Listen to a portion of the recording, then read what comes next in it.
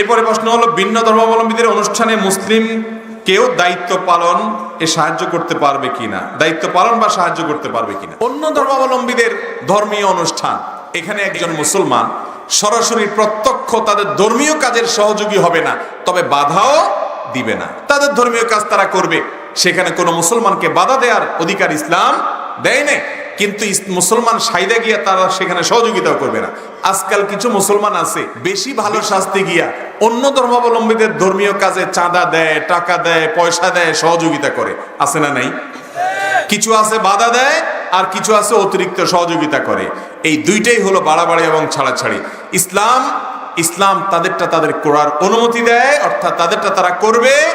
অনুমতি দেয় বলতে একজন মুসলমান সেখানে বাধা দিবে না, সে তার রবের সাথে বুঝবে, বোঝাপড়া হবে তার আল্লাহর সাথে। বাট আপনি বাধা দিতে যাবেন না, কিন্তু আপনি নিজে থেকে আবার সেখানে সহযোগিতা করতে যাবেন না।